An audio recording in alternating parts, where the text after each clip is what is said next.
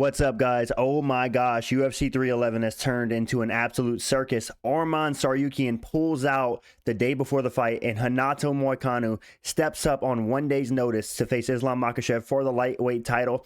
I also want to talk all things UFC 311 today, recap the press conference, talk about some MMA news in general, and UFC 312 a little bit towards the end of the video, so look forward to that. But starting off with Islam Makhachev versus Renato Moicano, the most unlikely matchup. Nobody expected Arman Tsaryukan to pull out a day before the fight. However, at the press conference, if you notice, Arman Tsaryukan was looking very quiet, very nervous. He wasn't saying much. He was acting a bit strange, almost as if he knew he had an injury or he knew he'd be pulling out of the fight. There's also a moment in the video with Nina Drama where he's like doing his like flexibility like moves with his legs over his head around in a circle, and it looks like there's a moment where like he injures himself and looks at Nina Drama like, damn, did you see that? It was kind of wild. But yeah, Arman Tsaryukan, I thought it was a prank. I thought it was a joke. I thought April Fools came early this year, but no, he is out of the main event of UFC 311 versus Islam. And it's unfortunate for Islam because this does hurt his legacy, you know? The second time he fought Volk, it was on 11 days notice because Charles pulled out. He didn't get much credit for that win. It was like, oh, it's fat Volk out of camp. Now it's going to be, oh, it's number 10 Renato Moicano, who isn't nearly as good as Arman, you know? Respect to Moicano and respect to Makhachev. I just want to say, for Makhachev stepping up, this is what the pound for pound number one does. John Jones is an absolute coward. If you guys know, at UFC 151, he was slated to fight Dan Henderson. Dan Henderson pulled out and they offered him Chael Sonnen on short notice. He turned it down because he didn't have a full training camp for Sonnen. He's an absolute coward. Islam Makhachev is the embodiment of pound for pound number one. John Jones doesn't even belong in the pound for pound rankings, fighting 42-year-old five fighters like Stipe. Either way, let's talk about this new main event. Renato Moicano versus Islam Makhachev. Now, these fights are always interesting because there's always a chance for a huge upset. I think the odds right now have Islam at like a negative 1,200 and Moicano at like a plus 1,000. Something crazy like that. So Islam's going to be a 12-1 favorite in that ballpark, which is not surprising. I mean, he was already a 3-1 favorite against Arman, going all the way down to number 10 to fight Moicano, who is good. But let's be real, guys. He's coming off a major shoulder injury. He's 35 years old. And I know he cannot afford to lose, but he's going to have to afford to lose in this matchup because I do think that Islam Makhachev is going to TKO/KO Moicano by round 3. I'm going to say late round 2, early round 3. We're going to see Renato Moicano get KO'd by Islam Makhachev. Islam Makhachev will keep his strap. It's unfortunate that Arman pulled out because I was really looking forward to this rematch. Arman rebuilt himself. He was only 22 whenever they first fought. Now he's 27, you know, 28 actually. He's a whole new fighter. He's on a win streak. He's only narrowly lost to Gamrot, who he arguably should have won that fight. So, arguably undefeated since facing Islam. But, like I said, man, pulls out 1 day before the fight, which really annoys me because I do feel like he knew about the injury and he was hoping he could work through it, but he decided to pull out. You can't tell me that he just realized the day before the fight, like, oh, my back hurts, I'm not fighting. Like, I don't buy that for a second. But hopefully he heals up. And who knows if they're going to give him the Islam fight, man. It might make Arman win 1 or 2. But yeah, Moicano steps up, and I don't like his chances. I'm going to keep it real, guys. I don't like Moicano's chances. Listen, I love Moicano. He's a good fighter. He wants money. He's probably the most hungry fighter in the UFC right now. The guy is on a generational run, beating up Jalen Turner in a comeback win where he almost got finished in the first round, but took advantage of Jalen Turner being cocky, came back to finish him, and then he had absolutely destroyed Benoit Saint-Denis. And I mean destroyed Benoit Saint-Denis in September, I believe. Go back and watch that fight. If you want to see grappling with damage, look at Moicano versus Benoit Saint-Denis. He absolutely destroyed him and just beat the brakes off of him. The only issue I see with Moicano in this fight, if you look on his shoulder, right, you see a little bump on his shoulder, right? Look at his shoulder. You can even see it above his tattoo. There's a little bitty bump. And that stems from a shoulder injury that he had going into the Benoit Saint-Denis fight. That fight, he made it even worse. And if you look at him at the weigh-ins today, he made championship weight, but man, I'm concerned about that shoulder getting injured again because he has that bulk in his shoulder even more. And a lot of people were commenting on it, saying that this could be a potential issue in the match. I hope not. It seems like everybody in this entire card is hindered with injuries across the board, and it's just unfortunate to see because we obviously want to see these fighters at their best. But listen, I'm sorry not to be that guy, but no version of Moicano beats Islam. I don't see it happening. I love Moicano. If he won, it would be one of my favorite like comeback stories ever, because this guy was a 45er losing to Jeremy Stevens, not to Jeremy Stevens. He lost to Jose Aldo and Rafael dos Anjos. He got finished in both of those fights, I believe. And he came back to lightweight and he said, you know what? I don't care if I'm 35. I'm the hungriest fighter in the UFC. I cannot afford to lose. And now he's stepping up on short notice to fight Islam. Like I said, man, it's a tall mountain to climb for Moicano, but he is hungry. He has the motivation. He has the skills. Can he do it? Talking about the matchup itself, looking at their skill sets, I mean, Islam's going to be the better wrestler. Islam's the way better striker, the better kickboxer, the better boxer. Like just anywhere on the feet, Islam clears, and even on the ground, Moicano is going to struggle. Moicano has really great back takes, so I think if he does get Islam to the ground, which I don't think he will because Moicano's wrestling is not the best, but if he was to get Islam to the ground, he could potentially take his back, but taking Islam's back doesn't mean you're going to finish the fight. So, and Islam's very skilled on the ground. He's developed his striking later in his career and become one of the best strikers in the UFC as well. And yeah, man, Islam's the pound for pound #1 for a reason. I love Moicano. I would love to see him get this win, but I do think Islam extends his win streak to 15 wins in a row. And do they reschedule the Arman fight? I don't know. Like, do you reschedule the Arman fight for like June? How long does Arman need to recover? He said that he only needs like a week to recover. That's the rumor I heard. I don't know if that's true, but it's like, do you put together this fight again? Islam's obviously going to be having Ramadan towards March or the end of March, somewhere around there. So he's probably not going to be fighting again until like maybe June. He fought in June of last year against Dustin. So he probably fights in June and maybe again in October in the Abu Dhabi card. But do they even give Arman the rematch because he pulled out on a day's notice, or do they make him fight someone else to earn it? Maybe you do an Arman Charles rematch to decide the next #1 contender for Islam, being that Charles fight was so close and Arman had the opportunity. He pulled out on a day's notice, you know.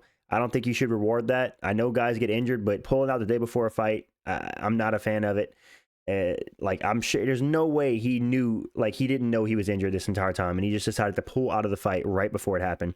But nonetheless, new main event. I'm still hyped for the card. I still think 311 is an amazing card with Moicano in the main event. It's still an interesting style matchup. I am going to pick Islam by 3rd round finish. He could get it done earlier, but yeah, I am riding with my boy Islam. Shout out to Money Moicano, though. If he gets it done, I will own up to my wrongs and say, you know what? Moicano might be the hungriest fighter we've ever seen. Let's get on to the next topic I want to talk about, which is Merab also being injured. This fight is filled with fighters being injured. Now this, if you look at this picture, right? This picture at the top with his stitches in his leg was maybe taken like a week and a half, 2 weeks ago, somewhere around there. And you look at the bottom picture, and this is how it currently is. Not fully healed. I mean, this guy's taking this fight 3 months after the Sean O'Malley fight. It looks like he got a really bad cut on his leg, had it stitched up. And yeah, if you look at the picture on the screen of him on the left in his new shorts, this picture was taken in the last couple days, in the last like 3 or 4 days. So Merab still actively had this really bad cut on his leg. And it's like, what happens if Umar targets that leg kicks him right in that thing, and it just busts open, gushing blood everywhere? Do they stop the fight? That'd be really unfortunate. You know, as much as I crap on Merab, I'm one of the biggest Merab critics, and I don't enjoy his fight style. He doesn't try to finish the fight. One thing I do respect is that he's taken this fight. He didn't have to take this fight in January. It sounds like the UFC forced his hand. I do wish he would have got off until March and then fought Umar, just to give his body more time to recover. Because it is unfortunate that he's going to be coming in this fight with this leg injury. Like, this is going to be something that's on his leg during the fight. And it's like, if Umar targets this, and it's almost unfair. Now, on the other hand, Umar Nurmagomedov has his own injury that he's dealing with. According to him, if you guys remember, he was calling out Merab, right? And Merab was turning down the fight, saying he's not ready to fight until March. And so last year, Umar accepted a fight with Song Yadong, right? And at the time, it was slated to be Song Yadong versus Umar in December. Well, Umar ended up pulling out with injury. That injury turned out to be a broken arm. And according to him, I think in a Brett Okamoto interview, he slipped up and admitted that he did have a broken arm. He was still recovering from it. So we're potentially talking about a fight in the co-main event where both fighters are injured. Merab coming in with this pretty gnarly leg injury that's not fully healed, and Umar potentially still having a partially broken arm. Literally the battle of the Unks, the Unks in the bantamweight division, both injured, need a cane to get to the octagon. But either way, I am excited for this matchup. I hope the injuries don't change the result of the fight. Like, this would be so lame if Merab's leg got cut open and the fight got stopped, or if Umar's arm broke and he couldn't fight anymore. It would be so lame. I hope the fight goes on as planned. I hope both fighters show up 100% or as close to 100% as they can, and we see a great fight. I am still picking Umar to win by 49-46 decision. I just think he's the better fighter across the board. I think he has more technical wrestling, better striking, the best kicks in the division, which Merab has struggled against teep kicks. Watch Sean O'Malley round 5 of that fight. He showed that he struggles against those kind of kicks. And yeah, man, like I said, I know I crap on Merab a lot, but it is kind of unfortunate to see this guy fighting with that on his leg. Hopefully it doesn't affect the fight. And yeah, still super excited for UFC 311, guys. Absolutely insane news coming out today. This whole day has been a circus for the UFC. Let's get on to the next thing I wanted to talk about, which is the weigh-in results. Now, I like to look at this and just see the fighters' weight. Makhachev weighed in at 154.5, made championship weight. Merab 134, Umar 135. They both made weight. Jamal Hill and Yeri are good on weight. Moicano made championship weight, obviously, now as he's fighting Islam Makhachev. One of them I found interesting was Kevin Holland, weighing in at 183 pounds. And I'm even more confident that Renato de Ridder's going to win this fight now. Because if you look at Kevin Holland's recent fights at middleweight, or not recent, but like in the past few years, who has he struggled against? Guys like Derek Brunson, guys like Marvin Vettori. And those guys literally won the fights because they were way bigger than Kevin Holland. They could just bully him in the wrestling. And I think Renato de Ridder's going to do the same thing, but I think he'll find a submission because he's really skilled on the ground.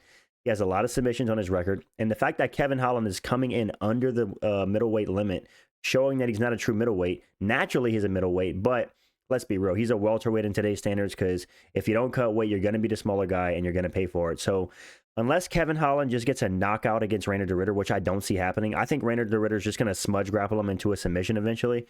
And we're going to see the much bigger guy in Renato de Ridder secure the win against Kevin Holland, whether it be a dominant decision or a submission win. I just thought that 183 by Kevin Holland was quite interesting. Moving on, Peyton Talbot, Houndy Barcelos, both at 135.5. Jelton Almeida and Sergey Spivak. Sergey Spivak seemed to drop off some weight. I think he weighed in at 250 for one of his fights. He weighs less than Jelton Almeida, who Jelton Almeida is typically like a smaller heavyweight. So this is interesting. We're going to see a more lean Sergey Spivak. I wonder who's going to get the better of the grappling. These are two of the best grapplers at heavyweight. Sergey Spivak has underrated grappling, and Jelton Almeida, as we know, is probably the best pure grappler at heavyweight, the pure BJJ artist. This guy submitting everybody except for Derek Lewis, apparently. He's finished almost nearly every single one of his fights in the UFC. I think he has finished every single fight in the UFC outside of Derek Lewis. So seeing Sergey Spivak so low against Jelton Almeida, we're going to see who is... It's crazy that Jelton Almeida is the bigger fighter is what I'm saying, but I still think he's going to win. Bogdan Guskov versus Billy Ekalena at 205 pounds. Billy steps up on short notice after... who was it that pulled out? I forget who Bogdan Guskov was scheduled to fight. Either way, Bogdan Guskov gets in... Oh, yeah, Johnny Walker. Johnny Walker pulled out due to injury, so Billy Elikana, never heard of him. He's going to get a short notice fight against Bogdan Guskov. I'm still riding with Bogdan Guskov. Grant Dawson versus Diego Fajeda both make weight. Zachary Reese, another guy that's fighting a guy who pulled out, versus Azam Abakayov. Originally slated to fight Cedric Dumas, who pulled out the fight. Carol Rosa and Island Perez make weight. Rinya Nakamura, Ruin Gaffarov, good. So every single person on this card made weight. Nobody missed weight. The only hiccup we have on the entire card is Arman Tsaryukan pulling out and Moicano having to step up and fight for the championship on short notice. And respect to Moicano, man, getting that championship opportunity.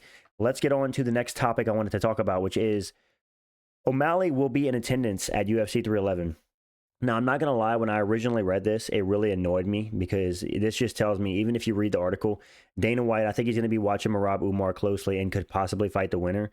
No offense to Sean O'Malley, but outside of hype, in what world does Sean O'Malley deserve to fight the winner? He had one title defense. He looked embarrassing against Merab. He shit the bed at UFC 306 at El Noche. He was supposed to be the main attraction, go in there and KO Merab, become a big star. Nope. He shit the bed. He lost. And he hasn't won a fight since. Where's O'Malley? I know he's supposedly coming off of hip replacement and injury and all this crap, but we need to see this guy in the octagon. I am tired of these guys who defended their belt one time or 0 times, coming back and getting an immediate title shot coming off a loss. It's ridiculous. No offense. I do not think O'Malley deserves a title shot and to fight the winner of them. If anything, Petr Yan deserves to fight the winner. So maybe you do Petr Yan versus Sean O'Malley for a clear-cut #1 contender.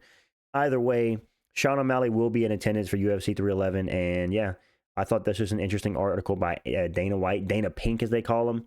Sean O'Malley will be there, and if they bring him into the cage after the winner, I'm not gonna lie, it's gonna be cringe. Like, bro, especially if it's Merab, like, bro, you just lost. Like, we don't want to see you versus Merab again. Either way, let's get on to the next thing. what's on the line at UFC 311. I wanted to talk about some records that could be broken for UFC 311. There's a lot of on the line. First of all, Merab can break the all-time UFC takedown record held by GSP 90. Merab has 85 takedowns throughout his bantamweight career, which is absolutely insane. This guy's a takedown machine, and if he can get 6 takedowns against Umar this weekend, he will be the new record holder of the most takedowns in UFC history at 91 or more. GSP has held this record for a long time now. And yeah, Merab, I do think even if Merab loses this fight and doesn't get any takedowns, he's going to eventually break this record. And if he's not let's say he doesn't get a single Umar takedown, if he fights anybody else in the division, he's going to take them down repeatedly. So Merab will break this record, whether it be this weekend or later, but it is on the line and up for grabs this weekend for Merab. He can also extend his record of the longest bantamweight streak to 12. Merab actually has the longest UFC bantamweight win streak in history at 11. He can extend that to 12 with the win over Umar Nurmagomedov and secure his first title defense.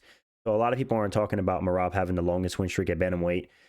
Islam can tie Usman for second longest win streak in UFC history at 15 with a win. If he beats Moicano, which I think he should and he will go up to 15 wins in a row in the UFC, which will be the second most in UFC history. He'll be one behind Anderson Silva at 15. And he'll also, if he wins this weekend, he will become the first lightweight in modern UFC to defend the lightweight belt 4 times. It's never been done. Khabib had 3. Islam currently has 3. Charles had 2. Islam will be the first guy to get 4, and I do think he gets it done. And honestly, I've been arguing for a while that Islam is the greatest lightweight. Listen, if he goes out there and beats Moicano this weekend, I know it's a lesser opponent than Arman Tsaryukan. I still think you put him above Khabib. That will put him at a 15-fight win streak in the UFC, 2 more than Khabib. And I think he's going to win by finish. So that would be him finishing 11 of his 16 fights in the UFC. That would also be the tie in the second place for the longest win streak in UFC history. Most title defenses at lightweight. Dominant champion. Pound for pound number 1. I think if he wins this weekend, he stamps himself as the greatest lightweight of all time. In my opinion, surpasses Khabib definitively. No argument. Let's get on to the next thing I want to talk about, which is the press conference recap. If you guys weren't at the press conference, I'm going to go through and do a quick recap of it just to talk about what went on at the press conference. As I said earlier, Arman at the press conference, he looked very quiet and nervous. I think he might have knew he was pulling out, or there was a good chance he was going to pull out. Because look at him at the press conference. He didn't seem as confident. He was very quiet, very chill. And I don't know, I got a very off vibe. And then he pulled out today, and I was like, oh, that kind of makes sense. So I think he knew all along he was injured. He just maybe thought he could push through it. And he got towards the end. He's like, yeah, maybe fighting Islam with a injured back isn't a great idea. So he pulled out one day before the fight. It's unfortunate. But moving on. Umar asked Merab if he loves Georgia so much, why he doesn't live there. I'm not going to lie. This was a 10-8 by Umar asking Merab that, because Merab's always like, why you disrespect my country? And it's like, bro, you're disrespecting your own country by living in the U.S. Shouldn't you be training out of Georgia, trying to build the generations of Georgia fighters over there? But Merab comes back and said he moved to the USA to get the best chance at living his dreams and becoming UFC champion. I do understand. He is still very well loved in Georgia. Umar was just bringing up the point, if you love it so much, why don't you live there? And driving the point home that he lives in Dagestan and trains in Dagestan. He also does train at AKA in California, but there's that. Kevin Holland tells Rainer the Ritter not to shoot a takedown until at least 3 minutes into the fight. That gave me a good chuckle. He was like, don't shoot a takedown until at least 3 minutes so I can get a knockout. That's not going to happen. RDR is going to get Kevin Holland down before 3 minutes. I can guarantee you that. He has a massive size advantage. Moicano comes now fighting for the belt. He came in on the stage throwing dollar bills everywhere, which was hilarious, living up to his name. Moicano wants money. Now Moicano has money, apparently, because he's throwing them dollar bills all over the stage. He's making it rain, and now he's fighting for the title. Couldn't be happier for Moicano. If anybody deserves it, it's him. This guy's working his butt off to get back to it. Like, if he would have beat Beneil Dariush, I think he deserved a top 5 opponent, but screw that. Now he's fighting for the title. Now he's at the top of the card. Let's go, Moicano. I do think Islam's going to get it done, but who knows, man? The UFC is a crazy sport. Jamal Hill, while getting asked a question, he got Chama chanted. The fans started chanting Chama, Chama over him asking a question, and then he called the fans a bunch of meat riders and said they were heavy on Alex's meat. That was very interesting, but I will say the Alex Pereira fans are getting a little bit annoying with the whole Chama thing, like, especially apparently it's dragging on to Jamal Hill's daughter and stuff, like whenever he's at UFC events. I don't know how true that is, but the whole Chama thing, it's great, but let's not get toxic with it, boys. Jamal Hill, don't get me wrong, he deserves this criticism. He's coped ever since he lost to Alex Pereira. Let's see if he can actually go out there this weekend against Yuri and put on a good performance and show that he's an elite light heavyweight, because I still don't think he's done that outside of beating Glover.